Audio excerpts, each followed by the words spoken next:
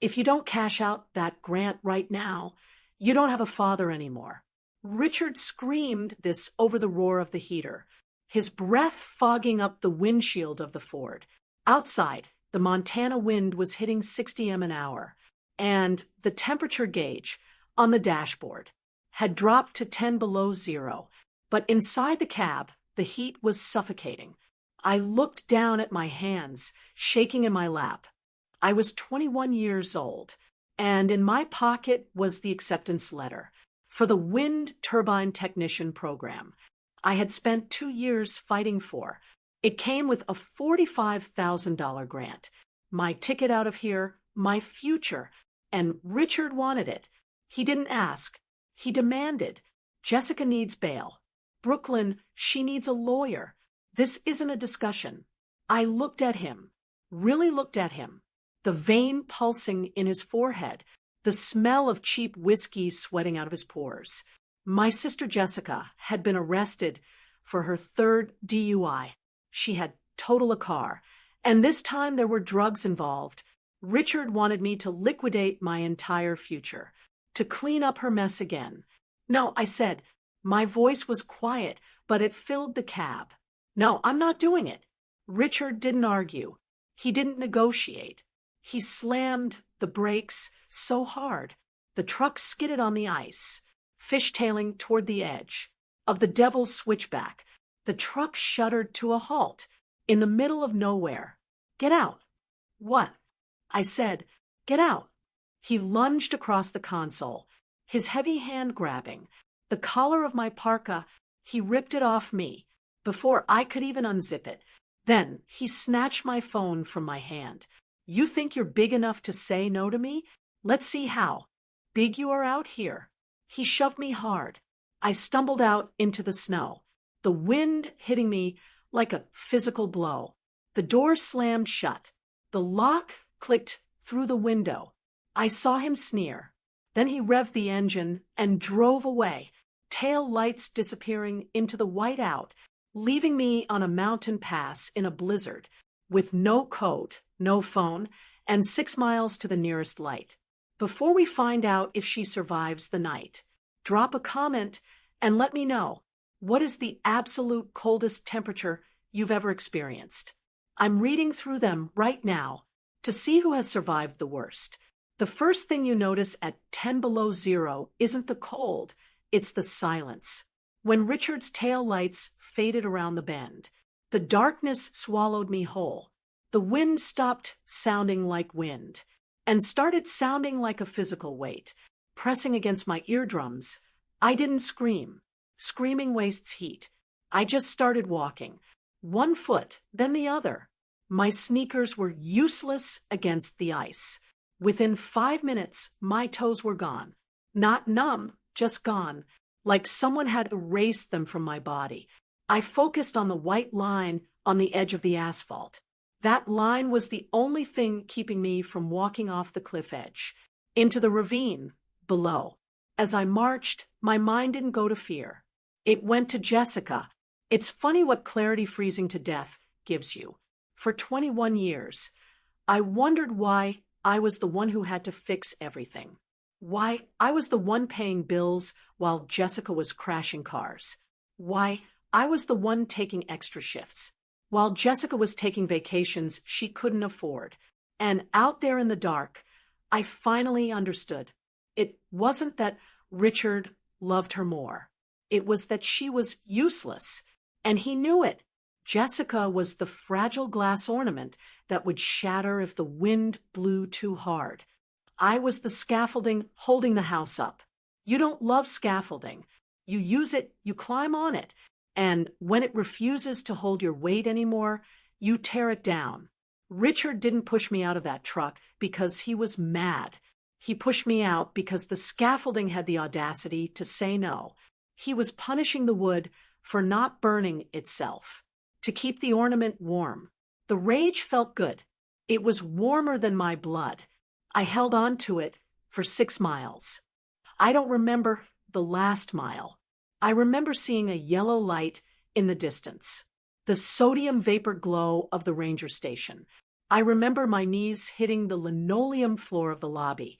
And I remember Kayla. She was on shift that night. I didn't see her face, but I heard her voice. It was sharp, professional panic. She was shouting codes, wrapping me in thermal blankets, cutting my frozen shoelaces off my feet. When the feeling came back, it was agony, like 1,000 needles firing at once. But I didn't pass out. I stayed awake for the deputy. He stood by the gurney, notebook in hand. He looked uncomfortable. He asked if it was a domestic dispute. He asked if I wanted to file charges. I looked at my hands. They were blue, swollen, shaking uncontrollably. I could have sent Richard to jail that night, but jail is temporary. Bail happens. Plea deals happen. No, I whispered. My voice sounded like gravel. No charges, the deputy asked. Surprised. Not yet, I said. Just file the report. Write down exactly where he left me. Write down the temperature. Write down that he took my coat. I want a paper trail. I needed that report to be a landmine, buried and waiting. I didn't go back to the house to get my things. I didn't call my mother that night as the warmth of the four fluids hit my veins. I made a choice. The daughter who wanted a father died on that mountain pass. The only thing that came down from the devil's switchback was a survivor. And survivors don't forgive. They settle scores. 3 years later, I wasn't just surviving. I was essential. 300 foot up. The wind screams differently. It doesn't howl. It roars. Up here, hanging off a lattice tower in a safety harness, looking down at the patchwork quilt of Montana farmland. Fear isn't an option. Fear is a liability. You respect the voltage, or you die. I tighten the bolt on the crossarm. My gloves thick but nimble. My bank account balance this morning was $140,000. My truck parked at the base of the tower was fully paid for. My apartment in Missoula had heat that I controlled, food that I bought, and a door that only I had the key to. Richard had told me I was nothing without the family. He was right. I was nothing like them. I was something forged in high tension and steel. I didn't think about them often, maybe once a month, usually when the weather turned bad. The memory of that night on the pass would hit me, a cold flash in the middle of a hot shower. But I had a system for dealing with it. I called it the sandwich. The bottom layer was the memory, the freezing gravel, the tail lights fading. The top layer was the reality, my boots on the steel, the hum of the transformer, the paycheck hitting my account. I pressed the memory between the weight of my success until it suffocated. The guys on the crew didn't know much about my past. They knew I showed up early, worked the storm shifts nobody else wanted, and didn't complain about the cold. In this trade, merit is the only currency. The electricity doesn't care who your daddy is. It doesn't care if you were the favorite child or the scapegoat. It only cares if you make the connection. I rappelled down the tower as the sun began to set, turning the sky a bruised purple. My boots hit the dirt with a solid thud. Kayla was waiting in her car. She'd driven out to bring me dinner, because that's what real family does. We ate tacos on the tailgate of my truck, watching the lights of the city flicker on in the distance. Thousands of homes, warm and bright because of the work I did. "You good?" she asked, eyeing me. "I'm good," I said, and for the first time in a long time, I wasn't just saying it.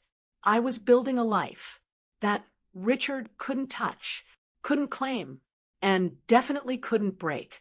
I was the power source now, but silence has a way of making people comfortable, and comfort makes people careless.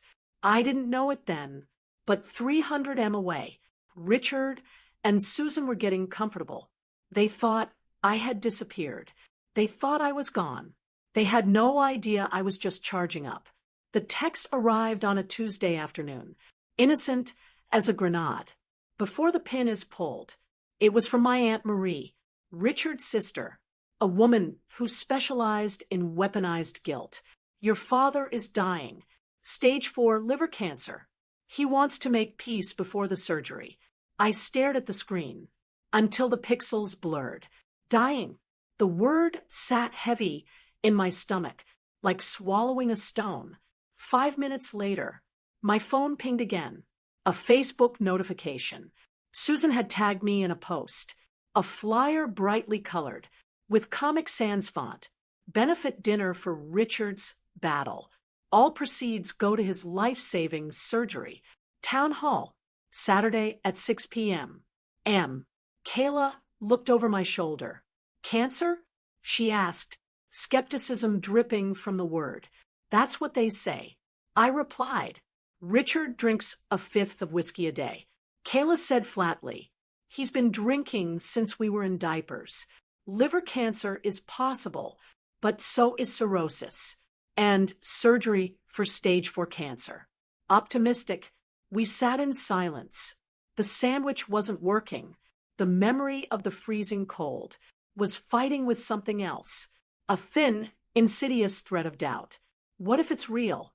It's the invisible chain every survivor wears, the one that rattles in the middle of the night and whispers, maybe you were wrong, maybe they changed, maybe he's just a sick old man who misses his daughter. It's a biological trap designed to make you walk back into the cage because the cage feels familiar. I have to go, I said. Kayla slammed her coffee mug down. No, absolutely not. You are not giving them a dime. I'm not going to give them money. I said, my voice hardening. I'm going to see if it's true. Because if he was dying, truly dying, I needed to know, not to forgive him, but to make sure he was actually gone. And if he wasn't, if this was just another grift, to pay for Jessica's mistakes, then I needed to know that. 2. We go as auditors. Kayla decided, grabbing her keys. Not as family. We go in. We verify the data. We get out. No emotions, just facts. I nodded. It wasn't a reunion. It was a reconnaissance mission. I packed a bag, threw my good boots in the truck, and looked at the map. 300 miles back to the storm, back to the source. I didn't know it then, but I wasn't driving back to a deathbed. I was driving into a crime scene. We rolled into town, 24 hours before the benefit dinner. The town hadn't changed. The same cracked pavement, the same gray sky, the same feeling of stagnation. But I wasn't the scared kid who left with bruised ribs anymore. I was an auditor, and I was here to balance the books. We didn't go to the house. We went straight to the source. Kayla still had friends in the hospital administration, nurses she'd gone to school with, people who owed her favors. The no manual rule of friendship is simple. You don't ask how they got the file. You just read what's in it. We met her contact at a diner on the edge of town. A manila envelope slid across the greasy table. I opened it. The first page was the diagnosis. I scanned for the word cancer. It wasn't there. Instead, I saw decompensated alcoholic cirrhosis, esophageal varicose, refusal of rehabilitation services. Richard wasn't dying of bad luck. He was dying of whiskey. He had been drinking himself to death for 30 years. And now that his liver was finally quitting, he was rebranding his addiction as a tragedy to sell tickets. It was a marketing campaign for his own self-destruction. He refused rehab 3 times. Kayla noted, pointing at the notes. He's not saving money for surgery. Brooklyn. He's ineligible for a transplant until he's 6 months sober. And he blew a point, too. So, where was the money going? I spent the next 3 hours at the county clerk's office, public records, are a beautiful thing, if you know where to look. I pulled the filings for the Richards Battle Charity Fund. It was registered as a personal gift account to avoid tax oversight. Sloppy. Then I cross-referenced the withdrawals with court filings in the neighboring county. The timestamps matched perfectly. June 4th, $5,000 withdrawal from the charity fund. June 5th, $5,000 payment to Big Sky bail bonds. July 12th, $10,000 withdrawal. July 13th, retainer fee paid to a criminal defense firm representing one Jessica. I pulled Jessica's docket. It wasn't just a DUI anymore. The charges had escalated. Possession with intent to distribute, crossing state lines. Jessica hadn't just crashed a car. She was running drugs. And she got caught. The picture was complete. Richard wasn't sick. He was a liability. Jessica wasn't a victim. She was a criminal enterprise. And the town, the neighbors, the church ladies, the people who bought raffle tickets, they were unknowingly funding a drug trafficker's legal defense because Richard was too proud to let his golden child face a prison cell. I took photos of every document. I scanned the police reports. I downloaded the bank transfer logs. I sat back in the hard wooden chair of the library, looking at the evidence spread out on the table. It was cold, hard, undeniable data. You have enough to put them away. Kayla said quietly, I have enough to bury them. I corrected. I didn't feel sad. I didn't feel angry. I felt the click of a circuit breaker locking into place. The connection was made. The voltage was ready. I loaded the files onto my phone. I synced them to the cloud. Then I created a simple slide deck. Tomorrow wasn't going to be a dinner. It was going to be an autopsy. The town hall smelled like stale coffee, floor wax, and performative charity. Kayla and I slipped in through the back doors. Just as the lights dimmed, the room was packed. 300 people, neighbors, former teachers, the pastor who had baptized me, all sitting in folding chairs, facing the stage.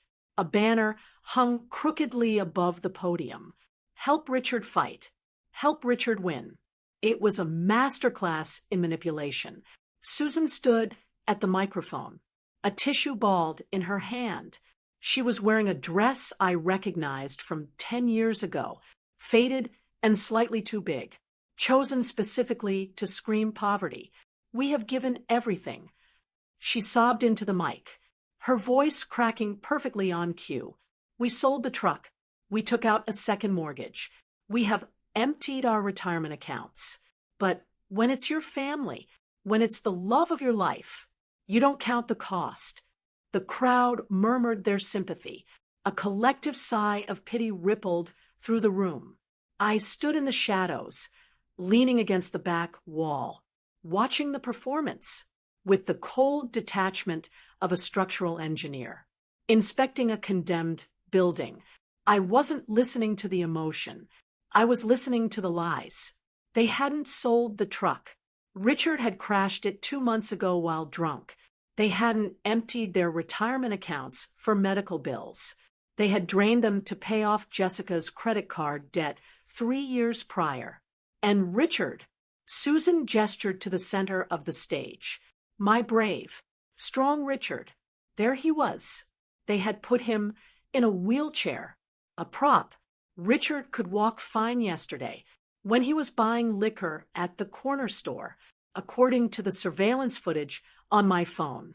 But tonight he was slumped over, a plaid blanket tucked over his knees, looking frail and diminished. It was brilliant. He looked exactly like a dying man. But I knew the difference between the power of chemotherapy and the jaundice of liver failure. The yellow tint in his eyes wasn't a tragedy. It was a receipt for 30 years of bourbon. We have fought this battle alone. Susan continued, her eyes scanning the crowd, until they landed, inevitably, Alma, even when our own flesh and blood turned their backs on us. 300 heads turned, 600 eyes fixed on me. The judgment was physical. It hit me like a wave of heat. I could hear the whispers. That's her. That's the daughter. The one with the money. The one who let her father rot. I didn't flinch. I didn't look down. I held Susan's gaze. Then Richard moved. He lifted his head, the frail invalid act slipping, just enough to reveal the shark underneath. He saw me, and he smiled. It wasn't a smile of relief. It was a smile of victory. He thought I was there to surrender. He thought the pressure of the town, the guilt of the cancer, and the weight of the crowd had finally crushed me. He thought I had brought a checkbook. He picked up the handheld microphone in his lap. His hand shook. Tremors, not weakness. Brooklyn, he rasped. The room went dead silent. You came. He beckoned me with a trembling hand. Come up here. Honey, it's not too late. We forgive you. Just come stand with your family. It was the ultimate trap. If I refused, I was the monster who rejected a dying man's plea. If I went up, I was submitting to his narrative, validating his lie, and opening my wallet. He watched me with glittering, arrogant eyes. He was daring me. I have the crowd. I have the story. What do you have? I pushed off the wall. My boots clicked loudly on the hardwood floor. As I walked down the center aisle, I didn't walk like a daughter returning home. I walked like a lineman climbing a tower in a storm. Steady, methodical, dangerous. I reached the steps of the stage. Richard's smile widened. He leaned forward, ready to accept my apology, ready to take my hand and perform the reunion scene. I walked right past him. I didn't take his hand.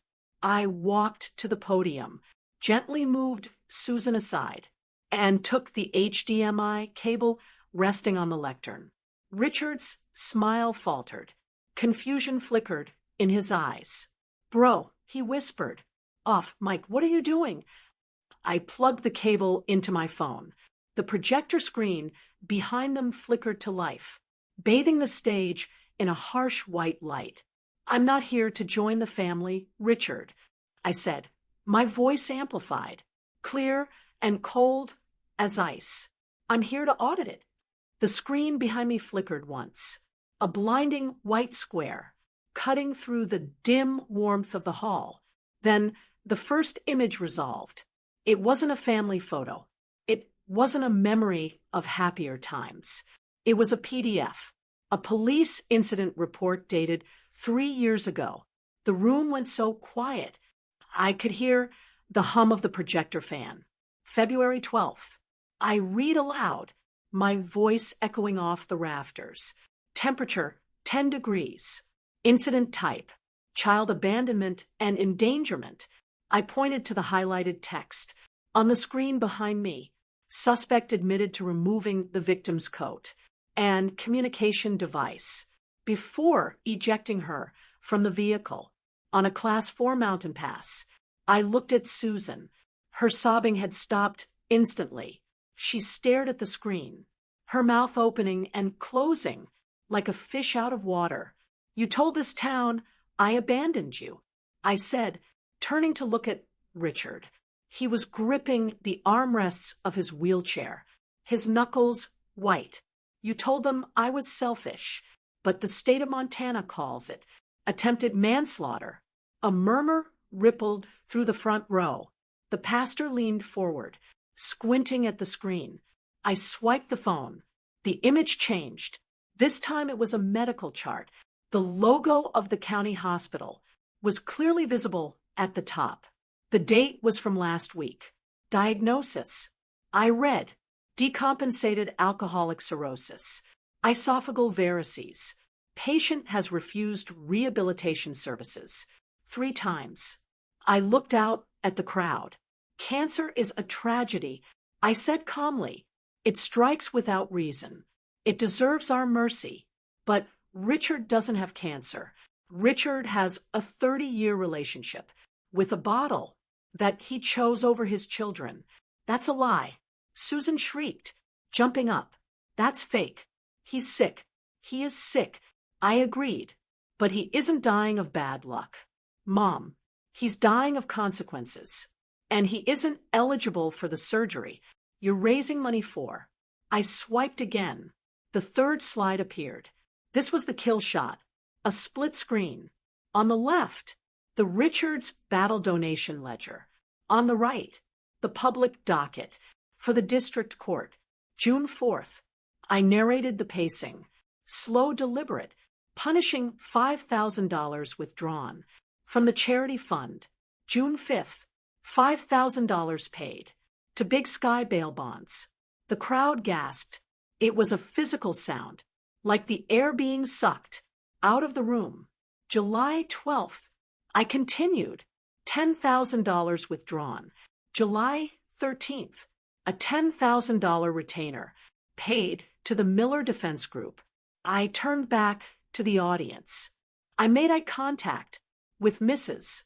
Gable, the sweet old lady who ran the bakery, who had probably donated her Social Security money. Jessica wasn't in a car accident. I told her gently. Jessica was arrested for trafficking narcotics across state lines. And you didn't pay for Richard's liver. You paid for Jessica's lawyer. The reaction was visceral.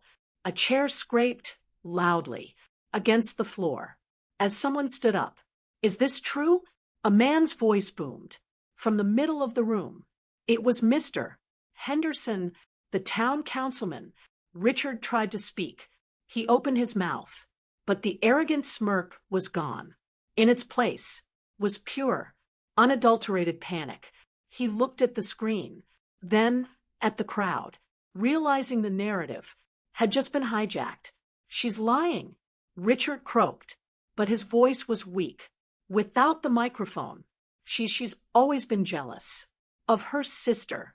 The bank routing numbers are on the screen.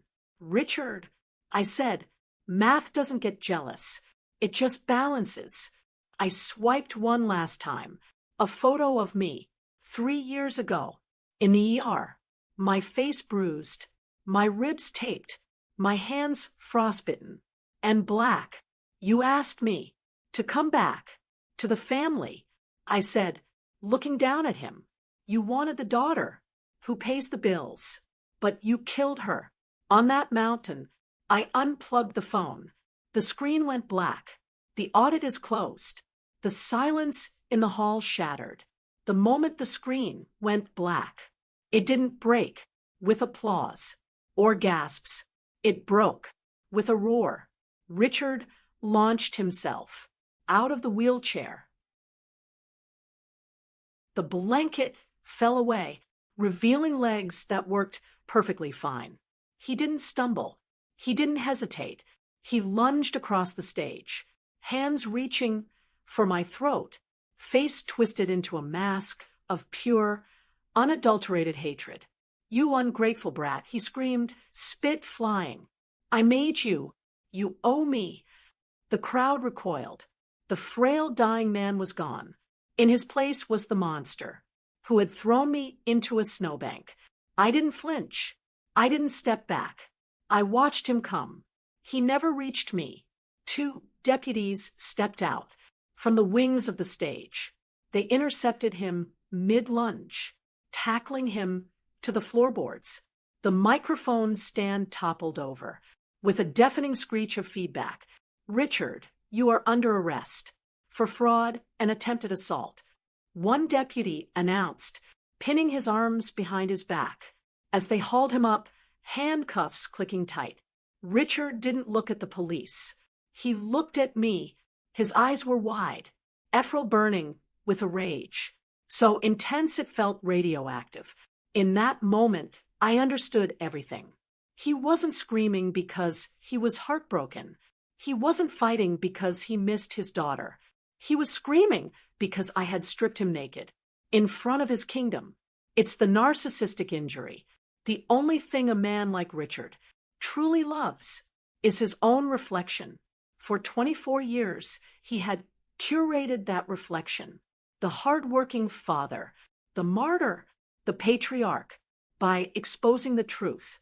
I hadn't just stopped his cash flow. I had shattered the mirror. He didn't hate me because I left. He hated me because I survived. My existence was proof of his failure. My independence was an insult to his control.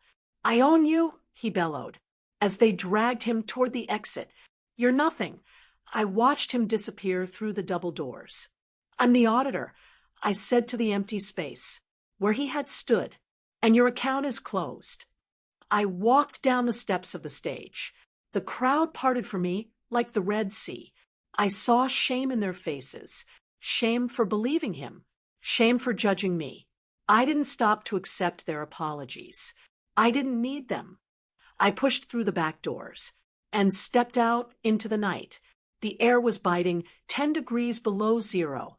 Just like that night 3 years ago, the wind cut through the parking lot, whipping snow into spirals. But this time, I wasn't shivering. I walked to my truck paid for, with my money registered in my name. I climbed into the driver's seat and started the engine. The heater roared to life. Kayla climbed into the passenger seat, slamming the door against the wind. She didn't say a word. She just reached over and squeezed my hand. I put the truck in gear and pulled out onto the highway. We had to drive past the Devil's Switchback to get out of town. As we rounded the curve, headlights sweeping over the precipice, where he had abandoned me, I didn't look down into the dark. I didn't relive the fear. I looked up above the road. The high-voltage transmission lines hummed in the wind, thick cables carrying thousands of volts of electricity across the mountains, powering cities, warming homes, keeping the darkness at bay. They say blood is thicker than water. Maybe, but out here in the cold, high-voltage current is the only thing that keeps you warm. And I generate my own power now. If you've ever had to cut the line to save your own life, hit that like button. Share this story. If you believe survival is the best revenge,